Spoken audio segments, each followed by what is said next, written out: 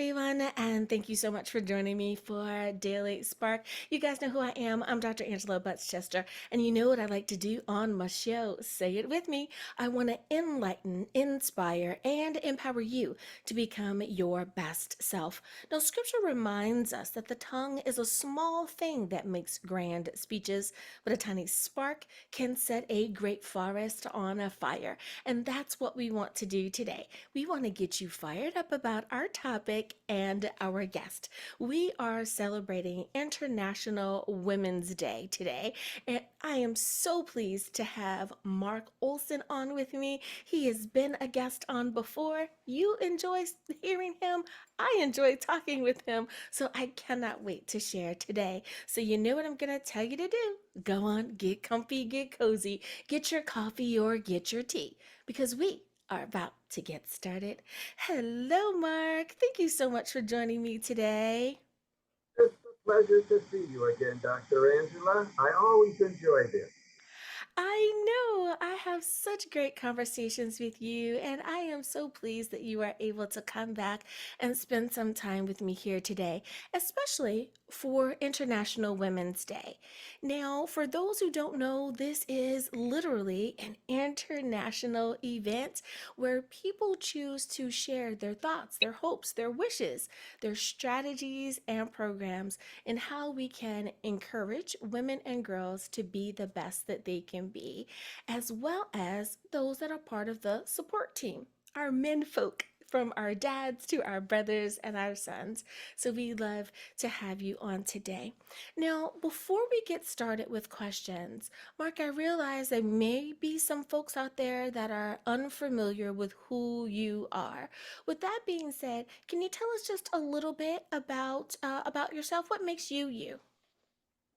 Well, I grew up in Minnesota in a Baptist home, very strict. I went to college after high school, and then I got drafted and sent to Vietnam. After Vietnam, I became a fanatic for the Lord. That was a little over 50 years ago, and I have tried to do my best since. Yes, absolutely. Well, as a former military spouse and a military mom, thank you so much for your service. I appreciate you so much for that. Now, I love that you have been on fire for the Lord ever since, and that is so good to hear. Because today I really want to talk about those things that are going to help women across the board. And some of that is spiritually, as far as personal life, and some may even touch on their professional life as well. Thank you for sharing from the perspective of being a part of the support team. With that being said, let me jump right into the questions. So, my first question for you is again, from that spiritual perspective, how can men play a role in being supportive when it comes to women's leadership? Of course, different levels of leadership, but how can you be supportive? Well, I think first of all, men have to listen to women. Sometimes they don't listen, and nobody wants to be part of a relationship where you're not being listened to. And I think that's very important right there to listen to your wife, because men that do find out that women are more in touch with their heart, with their intuition than they are. Men tend to think things too much. And if you get a balance in there between the man thinking and the woman's intuition, you have an empowered relationship. And once men find this out, they will listen more carefully to their wife. A second thing is to already think of ourselves as empowered. After all, our best friend is the Lord. And how we look at ourselves is how we become. So we want to look at ourselves as empowered right now, and we're manifesting that and increasing our capacity to be more empowered yet and help the Lord in being a channel. These are two things that men can do to help their relationship with their significant other. Listen to them, get the attitude on board, and then the secret is Matthew 6:33. Seek ye first the kingdom of God, and all of these things shall be added unto you. So if we do that, I recommend 3 devotions a day. And after a few months, you get better and better at picking up the Lord's voice. And when that happens, you can follow it, and really nobody can be against you. You are empowered to a tremendous degree. Oh, I love that answer. I love that. And so many times I think that um, men hear women say that, but they don't quite understand. And I love that you are giving that male perspective and reminding men what you're doing is fine, but what your wife or your sister or your mom, her way of doing it is fine too. And when you create that sense of balance together, you're just awesome, right? You're going to have that logic, you're going to have that intuition, and it's really going to just lock in together, and you guys will be able to accomplish so much more. Thank you for that reminder. You said so much there, which leads me to my next question, and I want to give you more time to speak on that if you like. And that is about the mindset and about that inner work. You touched on making sure that we're doing devotionals and we're doing those things that are going to help have that shift in our paradigm. Can you talk a little bit more about that? Yes, our mind cannot think of guidance. It has to receive it from the Lord. And in our devotions, if we're contemplating scripture, meditating on some point, it comes to us through soul and through our intuition. Women have a better intuition than men. Men think too much. And when you realize this, the man can learn this from the woman. Now, I think it's important. In Christian mysticism, we feel that you have to manifest both your mental, masculine, and feminine consciousness. You want to be both. So you can plan and think and be bold, and you also receive guidance and love and support. Oftentimes, marriages have the man doing one thing and the woman the other. The ideal is if they both do both. And that way, they have a good chance of understanding each other and valuing each other. Men, shut off the football game, put down the snacks, and listen to your wife. Mm-hmm, mm-hmm. I am finding that when you speak to couples that have been together for a very long time, part of that success is being able to not only complete each other's sentences, but you do have that duality in that we've communicated enough that we know that she's good at this, he's good at that. Together, we're great at this, and really pulling on each other's strengths as opposed to just looking at gender roles or just looking at how things may have been traditional. Don't get me wrong, traditional roles are still important, but sometimes there may be some shifts in your individual relationships, and having that wisdom to be able to understand and flow in that. I could not agree with you more. I've seen so many couples that have finally figured that out. For example, the husband says, I'm the better cook. Now, I know traditionally moms cook, the wives cook, but I'm the better cook, so I cook more often than she does. And because of that, they were able to keep the positive side of things when it came to mealtime. So you are so right there. Thank you for that reminder. Now, when it comes to understanding what women's empowerment means from a male point of view, what is one way that we can understand that coming from the men folk that we love? Well, men are stubborn and they have a big ego. and they like to think they know it all. How oftentimes are you driving with a man and he will not stop for directions even though he's lost? He's not listening. He needs to listen. And this takes a retraining of the mind. It really does because we grow up with programming and conditioning, and we're trying to be a big man or a beautiful, good woman, and we don't realize what the other side is like. I wish I had had a sister. I didn't have any. It would have helped so much. Just understand women. That is so true. I think that when you do have siblings, and especially a sibling of the opposite sex, you quite naturally get that other perspective.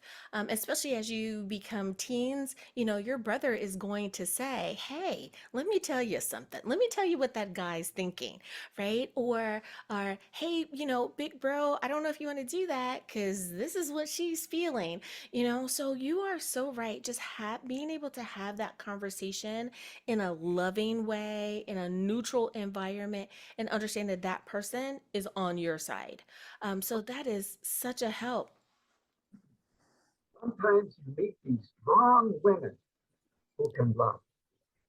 And it's amazing because they're always supporting people and saying things like, good for you, good for you. And they mean it.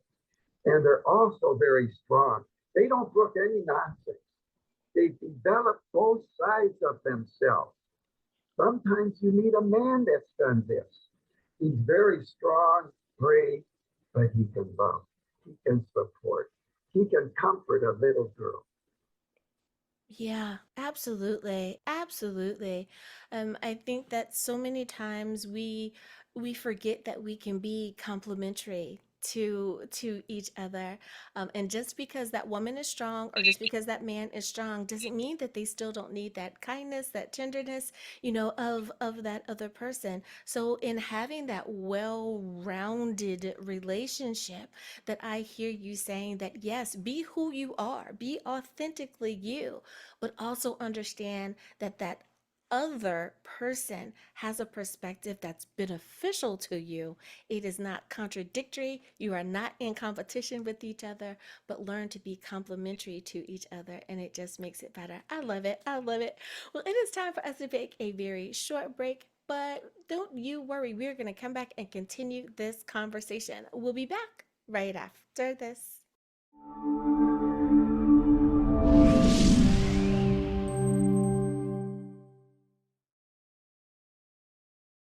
Hi, do you have something to share? Be a guest. Want to sponsor an episode? Visit drangela.chester.com. Thanks again for watching Daily Spark TV.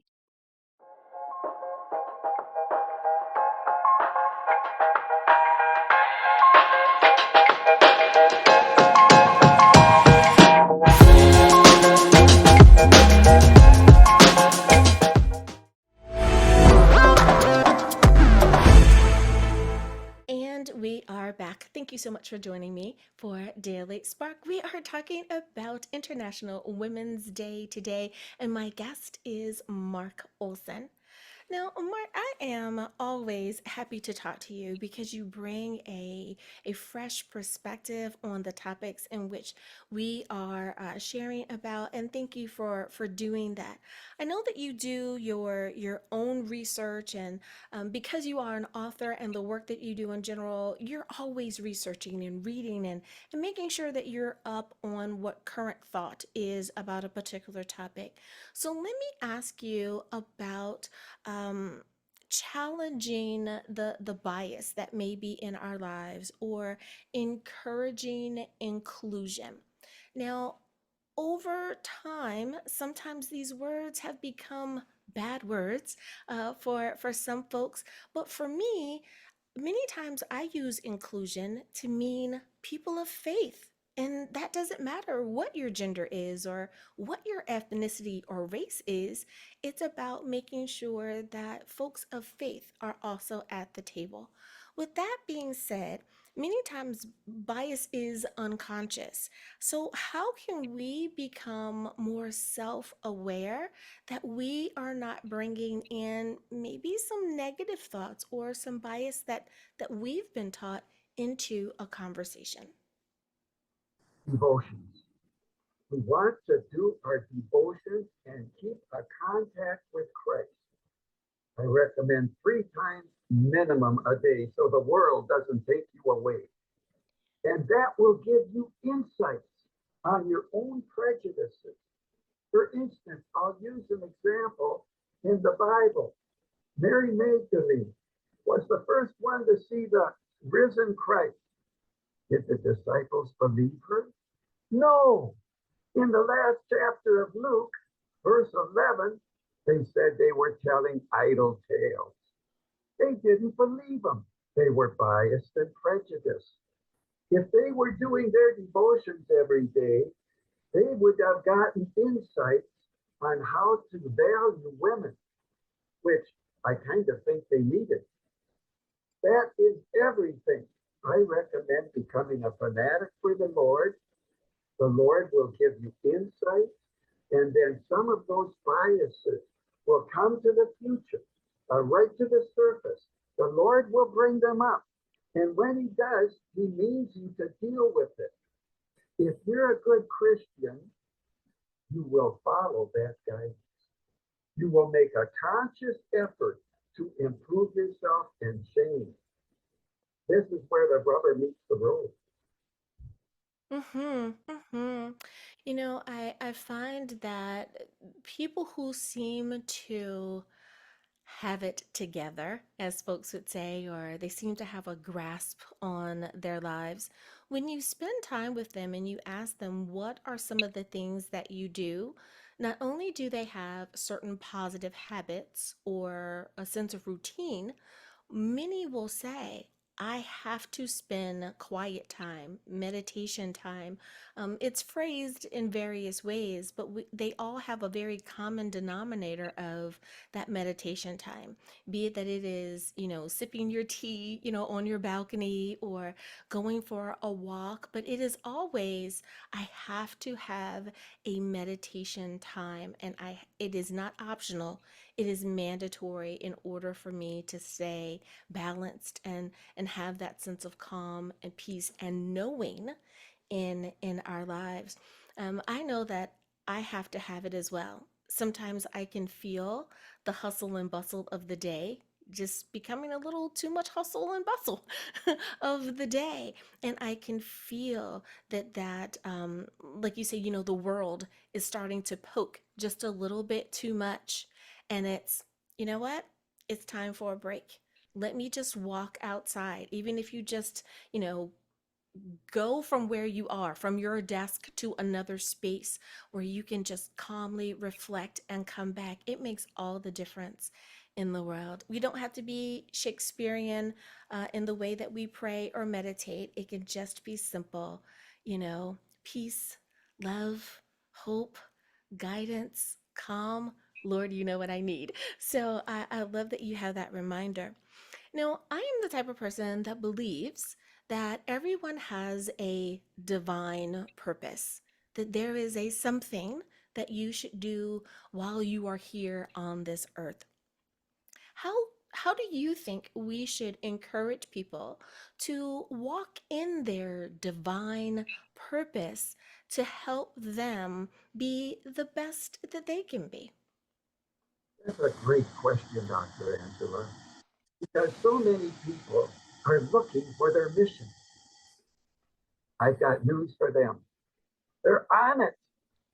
These people that they are meeting during the day, their parents, their siblings, the guy at the gas station, your hairdresser, those are the people the Lord has you relating to. And if you're a channel for the Lord, you're on your mission. And the very people you're meeting day by day are the ones the Lord wants you to relate to. You are so right there. I remember sharing a story one time, and the person said, "Dr. Angela, how do you know that?" And I said, well, as a counselor, I hear stories from all of my clients. Plus, I've worked before I was a counselor. I was an executive assistant for a Fortune 500 company. And you hear conversation, just not any, trade secrets or anything, but just people in conversation. And you find out so much just from listening, from hearing, from making yourself available, from being kind, from being caring. And it is just so interesting that you say that. It is, I tell you, people just need to pay a little bit more attention. It is so true. Now, when it comes to being an ally for someone, and many times we don't necessarily use that word. It may be a member of their support team, a friend, an associate, a partner with someone else. But how can we ensure that as women, we hear the men that are saying, I want to help, I want to be a part of your support team? Well, we have to go against the grain sometimes. And maybe something we're wondering, oh, how's that going to work out? Well, give it a try with a good attitude. We can look at things any way we want. And if we look at them in a positive way, that works every time. I would also say this, it's very important for a woman to have a best friend. It's more important than a man having a best friend because a woman with a best friend, they share everything, and men don't. And that's very important for a woman to have an ally like that. It's important for men too, but they don't know it. That is so true. Sometimes we don't know what we don't know. It is so wonderful to have someone say, "Hey, have you ever tried this?" And it can really and truly make all the difference in the world. And in couples counseling, I have to remind many of my clients, listen, your husband is not processing this the same way that you are, and vice versa. So let me ask those questions that you're probably not even thinking about. And to see them have that aha moment, like you see the light bulb go off over their head, old school cartoons, right? You see the light bulb go off, and it's like, oh my goodness, I never thought of it that way. And it's like, that's why you're here, so that you can better communicate with each other. So I love that you're reminding everyone of that. Now, if there is one thing that you want to make sure that everyone understands when it comes to encouraging our women, supporting our women, the ones that are in our lives, what is that one takeaway you want to make sure everyone picks up? Well, I hate to almost say it again, but I'm going to say do your devotions. It will give you guidance, and you will be a friend to everyone, even the animals and plants. It isn't just women you will empower, you will empower children, the old, the women, the men. You'll be a walking channel for the Lord. And there is no more fun on earth. I could not agree with you more. And when you said, it's not just going to be the women, but the children and the animals and everyone, it reminded me of my grandmother's generation. My paternal grandmother is a part of the greatest generation. She was born in 1908. So, with that being said, she and her friends used to say the same. When animals just come to you, quite naturally, it says a lot about who you are. It says a lot about your spirit, about those things. Anyone can talk a good game or can, purchase a ticket into some place. But when the animals come to you, they know that your spirit is true and you are exactly that person. So that is so wonderful. Thank you so much for that reminder. Now, before I let you go, I want to make sure that everyone realize that you aren't just sharing today just to be, a part of the show, but that you do this, share your wisdom and knowledge as an author as well. Can you tell us about your book? Well, my book is just about what we talked about. It encourages one to become a fanatic for the Lord. It is the ultimate fulfillment. I do have a new book coming out, The Deeper Secret Teachings of Christ, will be available in a month. That's also about the same subject.